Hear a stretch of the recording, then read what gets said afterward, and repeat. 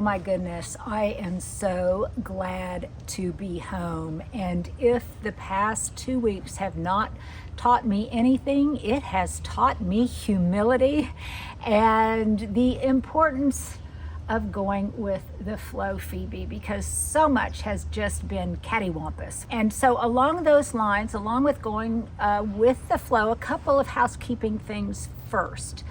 Yes, I am at home. No, I am not overdoing it. I'm supposed to get up every hour and walk around. Good. I'm being good. And so this is really therapeutic for me to be out here in my beloved garden. And thank you so much for all of your kind inquiries. People have sent me things, which I need to share with you later. I've gotten some of the cutest stuff. Stuart, even before I went into the hospital, somebody did a random act of bringing us a brown bag of okra. Oh, that's Paper awesome. bag of okra and some mosquito sleeves Oh, I got those. Yeah, and no, got I know those. But whoever that was, please let me know because you forgot to put your name on it. Yeah, I forgot. So anyhow, thank you for all of your kind words, because it has really shored up my spirits and makes me feel like you have my back. The next kind of housekeeping thing is that I promised that we would have the Singapore video up for you, and we're going to do it in a couple of different ways. I have previewed it. It is amazing. Thank you, Stuart. Thank you to a new member of my team, Matt, who helped put it together. It is incredible, and it will be worth the wait. Need I say more? I think it'll be worth the wait. Okay, so today my topic of the day is, what do you do when you're down and out and you just need some help, either because you're on vacation, because you suddenly have to have surgery, you are suddenly in the hospital having a baby, or whatever reason, you suddenly need to tap into resources and you need to dial 911 garden help. Today, that's both my topic and my question of the day is, how do you go about finding gardening assistance when you need it? And I've got my darling Phoebe here, who is going to share, because I get a little bit winded, she's going to share some other tips.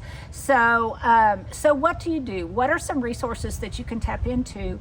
And that is also my question of the day.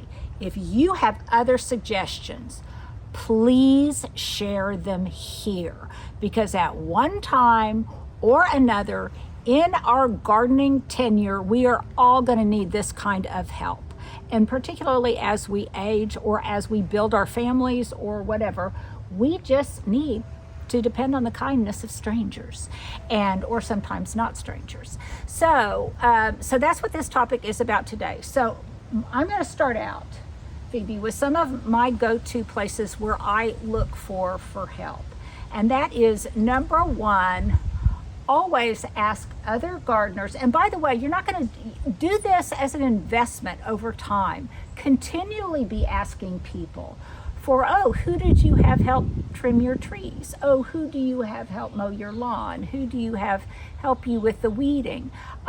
So first of all, just ask friends, because that way you can feel a little bit more comfortable having strangers in your home and working in your yard and feel comfortable with that.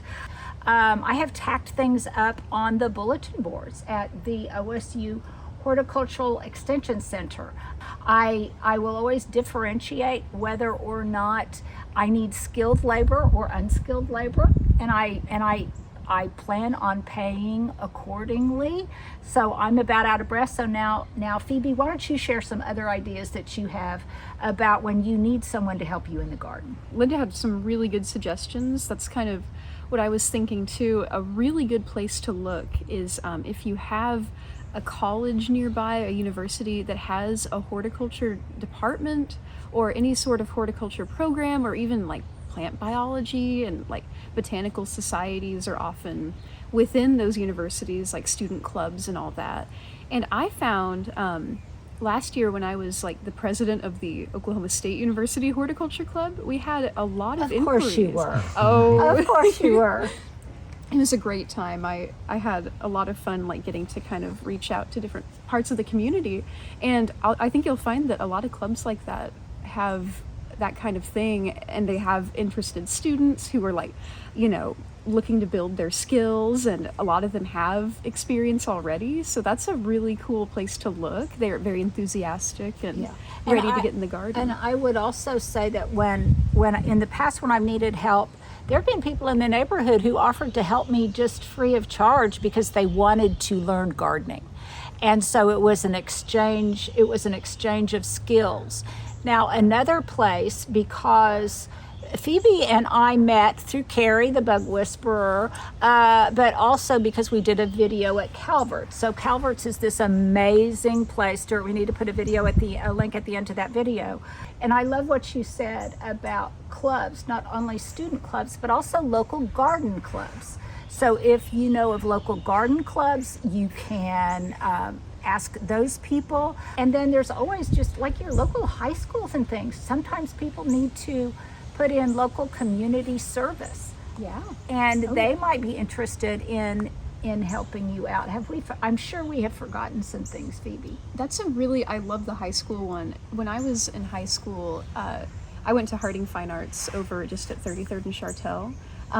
And there's Commonwealth Urban Farms is right by there. And I know several of my classmates would volunteer there like on the weekends before and after school. So just that alone, I mean, that's a really good resource too. Yeah, and that reminds me that a number of years ago, I was having a garden tour to benefit a local charity, and I needed some help in the garden, and I contacted my local Boy Scouts to see if there was anybody there who needed to put in some hours to work on a badge, or is that what you call it, a badge? Yeah. Or, I think it's, yeah.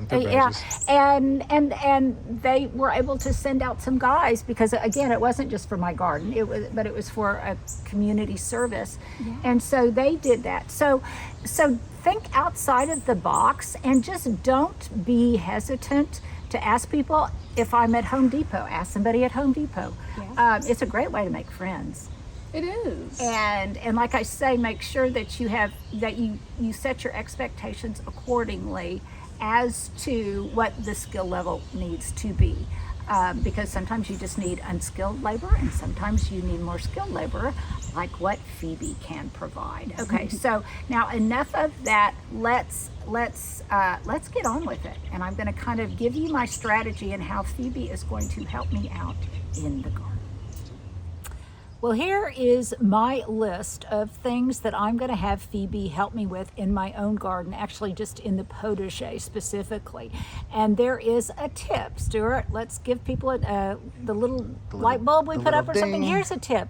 Always make sure that you have a list so that you can be efficient, and also it helps the person who is helping you remember what you've said. So for Phoebe, she is going to go back, and it's the border across from the boxwood hedge in the potager. And here's what I'm going to have her do. Number one, there's lots of flower pots that are set inside the flower bed. They have vegetables in them. Sometimes there's coleus, there's some ornamentals in there. And first and foremost, she is going to tackle those. She's going to harvest a lot of the peppers and maybe some eggplant, and she's going to harvest those for me. And that is number one. She's going to tackle some of the pots that are in the bed, remove them from the flower bed, and put them in an area that is away from there, and which allows a little bit more air circulation and space in the bed itself.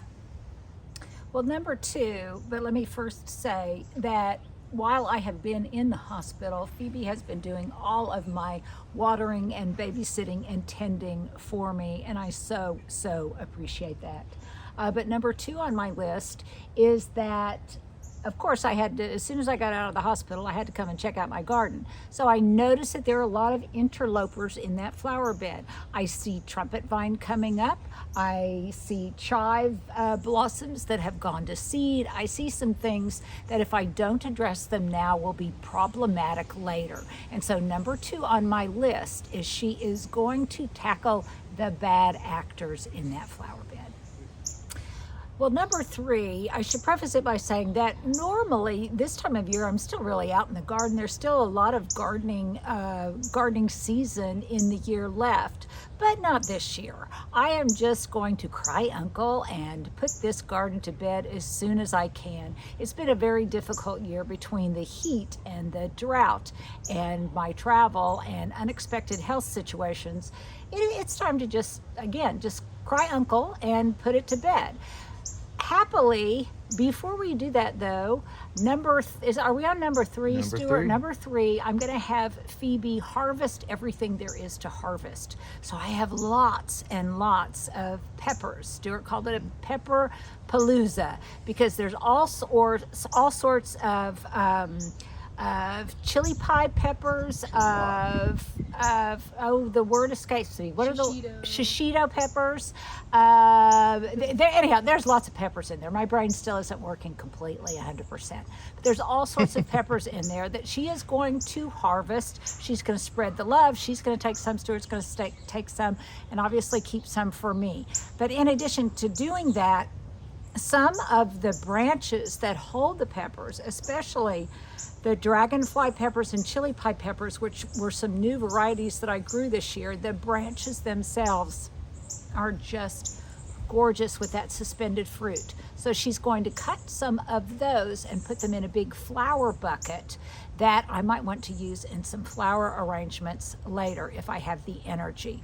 There's also some green tomatoes that she's going to go ahead and harvest, and they can finish ripening off inside.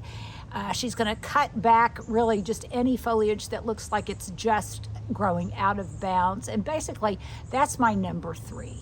Okay, these are just too gorgeous, Phoebe, to just harvest because I can see these making just a stunning arrangement for alfresco dining or just in my kitchen to make me happy because I can bring them inside. And how cool is it with the purple? Yeah, aren't they gorgeous? Oh, Phoebe, over here, honey. Mm-hmm. We haven't showed them. Granted, this is a mess, but there is still joy to be found in here. Look at these. Oh, wow. Yeah, I've got some purple peppers in here too. And there's all sorts of peppers that still are waiting to, look at these, yeah. Oh, wow. That are still waiting. So these could look really cool in a flower arrangement. Their bottoms look so neat. I know. Some of them have a little bit of They're sunburn unique. on them. Yeah. But they're so pretty. Nothing is quite so pretty as that. Look at that pretty color echo of that purple and the seed head from that Rudbeckia maxima. I love that. And if we wanted to do an arrangement, wouldn't it be beautiful if we took some of these fig leaves and then we put them on a large platter and then filled and just sprinkled all of these gorgeous peppers all over it. You can see my brain is going into overtime. And then lastly, Phoebe, number 5, I'm hereby calling this the Year of Celosia, because celosia, all of this went to seed in my garden, and this I always forget what it's called. Yeah, or coxcomb, and this came from my friend Gail Wynn. And then also I showed. Oh, that's seed, huh? Yeah, this is going to go to seed. And then That's I also beautiful, showed too. you in my hospital bouquet that my friend Steve sent me some flowers, and there was some celosia in it, and it also is dropping some seed. So once Phoebe gets this cleaned out, I'm going to sprinkle some of that seed in here. But she's going to cut really tall, long stems of this. There's some, see over there's some sedum also she's going to cut for me. And maybe just some random foliage. And then I'm going to have her cut back some coleostems, really hard too, Phoebe. Oh yes. That we can use in some flower arrangements. But this is just all, it's gotten overgrown, it's dense. And then lastly, once all this is cleared out, I can see some little trees coming up there, Phoebe, near this arborvitae. I'm going to have her just take her gloved hands, run them up and down the arborvitae foliage to get off the dead the dead stuff, and then she will water them really well at the base, because we are still in, what are we calling it now? Oh gosh. Like a severe, An extensive severe drought. And so I'm going to put some of this stuff out of its misery. But before I do, some of it's going to come inside and bring me joy. And I hope this little recap of what Phoebe is going to do for me brought you a little bit of joy too. So until next time, there you go. That's what's happening in my garden.